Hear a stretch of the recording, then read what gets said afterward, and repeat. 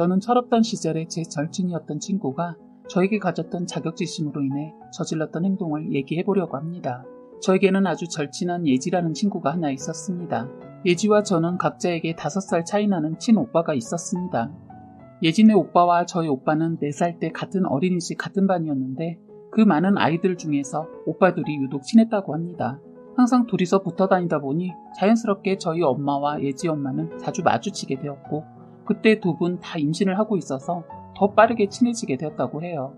그렇게 엄마가 예진의 엄마와 친해지게 되면서 자연스럽게 아빠들도 친해지게 되었고 그 뒤 태어난 예지와 저도 가족처럼 가까운 사이가 되었어요. 그래서 저희는 서로의 집을 자기 집처럼 드나들며 지냈고 명절 때에도 항상 찾아뵐 정도로 가까운 사이였습니다. 저와 예지는 어렸을 때부터 붙어 다니다 보니 서로에게 의지도 많이 하고 비밀이 없을 정도로 절친한 사이였어요. 어린이집부터 초중고까지 저희는 같은 학교를 나왔고 둘 중 누군가가 연애를 하게 되면 이 남자가 괜찮은 사람인지 확인도 항상 해주었죠. 대학 입시 시절에도 같은 대학교를 가기 위해서 정말 치열하게 공부하고 서로에게 힘이 되어주었어요. 그런데 예지는 수능 때 실수를 하고 말았고 저는 수능날 원했던 성적 그대로 나와 원하던 대학교에 들어갈 수 있게 되었습니다. 그때부터였던 것 같아요. 저희의 사이는 점점 멀어지게 되었습니다. 그래도 저는 노력했습니다. 저는 예지가 재수를 하는 동안 지치지 말라고 항상 응원의 메시지를 보내주었어요. 수험생 생활을 한번 겪어본 사람으로서 그 생활이 얼마나 힘든 일인지 알기 때문에 제가 조금이라도 의지가 되었으면 좋겠다고 생각했거든요. 그리고 예지와 잠깐이라도 만날 수 있게 되면 예지 앞에서는 최대한 대학교 생활에 대해 이야기하지 않으려고 했었습니다. 왜냐하면 혹시라도 제가 잘난 체 한다고 생각하거나 혼자 즐기고 있다는 오해를 받고 싶지 않았었거든요. 그런 일로 예지와 멀어지고 싶지 않았기 때문입니다. 하지만 예지는 또다시 수능날 실수를 하고 말았고 원래 목표로 했던 대학보다 조금 더 낮은 대학교로 가게 되었습니다. 그때부터 저희는 만남의 횟수가 줄어들었어요. 자꾸 예지가 피하는 것 같았거든요. 그렇게 서로에게 연락이 뜸해지면서 저는 남자친구를 사귀게 되었어요. 대학교 3학년 때 만나게 된 남자친구는 또래 남자애들보다 성숙한 모습이었고 제가 믿을 만한 사람이었습니다. 그런데 어느 날 갑자기 한동안 연락이 없던 예지에게서 연락이 왔어요. 저는 아직까지 주변에 말을 안 했었는데 한참 동안 연락을 못한 예지의 전화에 반가워서 이것저것 말하다 남자친구가 생겼다는 사실을 처음으로 얘기했습니다. 예지는 진심으로 기뻐해 주었고 축하해 주더군요. 서로 거리가 있다 보니 다시 예전처럼 자주는 못 만나도 연락은 다시 예전처럼 자주 하게 되었어요. 그렇게 전화로만 서로 안부를 전하다 어느새 예지에게 학교 때처럼 연애 상담도 하게 되었어요.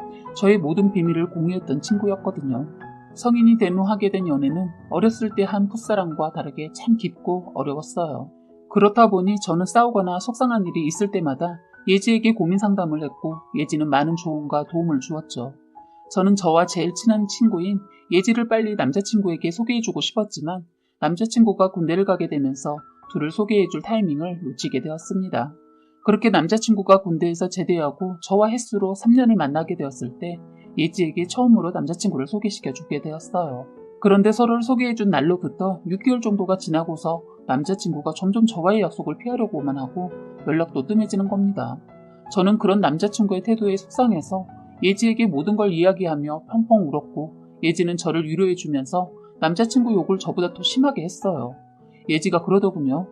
그런 놈하고 시간 낭비하지 말고 헤어지라고. 저도 솔직히 그러고는 싶은데 마음이 쉽게 정리가 안 되는 거예요. 시간이 갈수록 남자친구의 거짓말이 심해져서 헤어질 것을 각오하며 약속을 잡게 되었습니다. 사실 그동안 헤어지자고 말만 안 했을 뿐이지 헤어진 것이나 다름없이 이것도 저것도 아닌 상태였어요. 그래도 저는 깔끔하게 따질 것은 따지고 묻고 끝내고 싶어서 만났습니다. 그렇게 오랫동안 연애를 했는데 몇 달 못 보고 지냈다고 카페에 앉아있는데 어색했어요. 서로 말을 아끼고 있다가 주문한 음료가 나오자 남자친구가 가지러 갔고 그 짧은 사이 저는 보지 말아야 할 것을 보게 되었습니다. 그 문자의 주인공은 바로 예지였습니다. 참 기가 막힌 게 예지 옆에 하트를 많이도 붙여놓았더라고요. 솔직히 하트가 없었다면 그 둘의 사이를 알아차리지 못했을 겁니다. 왜냐면 제가 둘을 소개해주고 나서 둘이 많이 친해져서 저 빼고도 다른 친구들하고도 만났다는 걸 알았거든요. 저를 위로한답시고 남자친구 욕을 해주긴 했어도 친구로서는 괜찮은 애라고 하면서 친하게 지내는 것 같았어요. 많이 서운했는데 예지 맘이 그렇다는데 제가 그러지 말라고 뭐라 못하겠더라고요. 그리고 무엇보다 제가 둔해서가 아니라 둘의 관계를 1도 의심하지 않았던 것은 예지는 결혼까지 생각한다는 사람이 있었거든요. 그런데 그걸 본 순간 머리가 하얘지면서 마음이 복잡했어요. 남자친구가 자리로 돌아오기 전 저는 핸드폰을 들고 카페를 나와버렸습니다. 남자친구는 제가 화장실을 가는 줄 알고 있더군요. 맞아요. 저는 화장실로 들어가 함께 공유한 비밀번호를 눌렀는데 그대로여서 안에 있는 모든 것을 확인할 수 있었어요. 그 속에 숨겨진 문자 내용은 어마어마했습니다. 제가 소개해준 그날 이후로 둘은 저를 핑계대며 가끔씩 만나기 시작했고 3개월 전부터 본격적으로 만나고 있었더라고요. 솔직히 그 내용을 보고 믿기지 않았습니다. 제가 이 남자를 믿고 핸드폰을 보지 않았던 게 참 후회가 되었습니다. 핸드폰을 보고 있는데 밖에서 눈치를 챈 남자친구가 화장실 문을 세게 치면서 문을 열라고 하더군요. 저는 남친 폰으로 예지한테 전화를 걸어봤어요. 받자마자 헤어졌어? 빨리 전화한 거 보면 쿨하게 끝냈나 봐. 내가 그동안 세뇌시켜놔서 끝내는데 힘 안 들었지? 왜 말이 없어? 여보세요? 나야. 하자 전화를 끊어버렸어요. 저는 제가 알고 있다는 걸 확인시켜주고 둘한테 속았다는 배신감에 저는 핸드폰을 변기 안에 던져버렸습니다. 그런 다음 문을 열자 뻔뻔한 놈이 저를 보고 사과를 하더니 자기 폰이 변기에 빠져있는 것을 보더니 저를 밀치고 그걸 꺼내더군요. 더러운 자식, 네가 어떻게 이럴 수 있어? 나한테 최소한의 예의는 지켰어야지. 내 친구가 그렇게 좋았으면 나랑 헤어지고 만나야 했던 거 아니야? 그게 나에 대한 예의 아니야? 넌 앞으로 네 앞길이 평탄치 않을 줄 알아. 하고 뒤돌아서는데 이놈이 저를 돌려 세우더니 뻔뻔하게 말을 하더군요. 네가 눈치채지 못하고 매달렸으면서 왜 이래? 그걸 말이라고 해? 말은 똑바로 해. 내가 매달린 게 아니고 네가 질질 끌면서 양다리 걸친 거 아니야. 다 됐고. 그런데 너 그거 아니? 예지 결혼할 남자 있는 거. 예지가 왜 말하지 말라고 했는지 이제 알겠네. 뭐? 너 지금 분해서 거짓말하는데 웃기지 마. 너 정말 멍청하다. 예지 임신했어. 곧 결혼해. 아, 혹시 모르니까 유전자 검사 해보라고 해. 그 애가 네 애일 수도 있겠다. 너희 참 무서운 애들이다. 그렇습니다. 예지는 저에게 느끼는 자격지심과 질투심에 이런 엄청난 일을 저질렀더군요. 그놈은 제 말을 듣고 서둘러 카페를 나가더군요. 그렇게 택시를 타고 집으로 가는 길에 혼자 휴대폰을 보는데 어이가 없어 눈물도 나오지 않더라고요. 집에 도착했는데 집에는 저희 오빠와 예진의 오빠가 있었습니다. 그런데 오빠를 보자마자 긴장이 풀렸는지 눈물이 막 나오기 시작하는 겁니다. 너 왜 그래? 무슨 일 있어? 라고 물어보는 두 오빠의 물음에 제대로 대답도 하지 못하고 꺼이꺼이하고 울기만 했습니다. 그러다가 제가 조금 진정이 되고 난 후 울면서 오빠들에게 모든 걸 털어놨습니다. 솔직히 오빠들도 처음에는 믿지 못하더군요. 그래서 제가 제 휴대폰에 저장해두었던 그 둘이 했던 것들을 보여주자 상황의 심각성을 깨닫고 둘의 얼굴이 점점 굳어지기 시작하는 겁니다. 저는 너무 서러워서 내가 어디가 모자라서 그런 거냐고 예지가 어떻게 나한테 이럴 수 있냐고 울고불고 난리를 쳤어요. 오빠는 저를 달랬고 예지 오빠는 굳은 얼굴로 저희 집에서 나가 자신의 집으로 가버리더군요. 솔직히 그렇게 친했던 사이인데 역시 피는 물보다 진하다라고 생각했습니다. 그리고 부모님이 퇴근하셨는데 만신창이로 울고 있는 저를 보고 놀라셨어요. 오빠에게 상황을 들으시고는 부모님도 심각한 상황이 되었습니다. 저는 제 정신이 아닌 상태로 있었고 저희 가족도 친자식처럼 생각했던 예지에게 배신감으로 가득 차 있었어요. 저희 부모님이 정말 싫어하는 것들이 거짓말이거든요. 저희 아버지 제대로 화가 나셔서 곧바로 예진의 집에 찾아가려고 나가려는데 저희 집 초인종이 울렸습니다.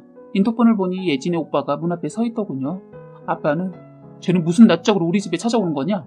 라고 하셨고 오빠는 우선 문을 열어주었습니다. 그런데 현관문으로 들어오는 건 예진의 오빠만이 아니었습니다. 예진의 오빠 뒤로는 맞았는지 눈물 범벅에 엉망이 된 예지의 모습이 있었습니다. 예지가 저희 집에 들어오면서 저를 째려보더군요. 예지의 오빠는 예지에게 사과를 하라고 했지만 뻔뻔하고 더러운 계집애의 입에서 나온 말은 제 친구였던 사람이 맞는지 의심이 들 정도였습니다. 난 잘못한 거 없어요. 사람 마음이라는 게 마음대로 되지 않는 거 다들 알잖아요. 쟤도 남자친구한테 제대로 안 했으니까 나한테 넘어온 거지. 제가 잘했으면 나한테 넘어왔겠어요? 저는 그런 예지를 보고 미친년처럼 울며 꺼지라고 마구 욕을 해댔습니다. 어떻게 너가 그럴 수 있냐며 소리를 지르고 악을 쓰는 제 앞에 예진의 오빠가 무릎을 꿇더군요. 정말 죄송합니다. 저희를 친자식처럼 생각해주시고 아껴주셨던 분들한테 정말 큰 죄를 지었습니다. 그런데 사과하는 자신의 오빠 옆에서 오빠가 왜 무릎을 꿇는데? 난 잘못한 거 하나도 없고 저 가식적인 애 남자친구 뺏은 게 다들 뭐가 그렇게 잘못된 거라고 그러는 거야? 그리고 넌 상황을 이렇게까지 만들고 싶니? 라며 지랄 발광을 하는 겁니다. 듣고 있던 저희 가족 다들 화가 너무 나서 뭐라고 하려는 순간 예진의 오빠가 일어나더니 예지의 뺨을 때리더군요. 뺨을 한 대 맞더니 예지가 비틀거리는데 눈물을 흘리면서 할 말을 다 하더라고요. 예지 오빠가 너 잘못한 거야. 무릎 꿇고 빌어. 라고 했더니 지 오빠 보고 내가 왜? 난 내가 재수할 때부터 응원의 메시지랍시고 가식 떨 때부터 마음에 안 들었어. 절대 안 해. 라고 예지가 말하자 뺨을 한 대 더 맞았습니다. 한 대 더 맞더니 조용해진 예지 앞에서 오빠가 다시 무릎을 꿇으면서 사과하더라고요. 정말 죄송합니다. 제가 부모님에게도 다 말씀드리고 제대로 교육시키겠습니다. 라고 하고는 예지를 질질 끌고 데리고 나가더군요. 엄마 아빠도 오빠도 놀라서 순간 할 말을 잃었는지 아무 말도 하지 않더군요. 그러더니 엄마가 예지 집에 전화해서 아줌마한테 따지면서 말하다 결국 어른 싸움이 되고 말았습니다. 저는 엄마에게 예지의 비밀을 털어놨어요.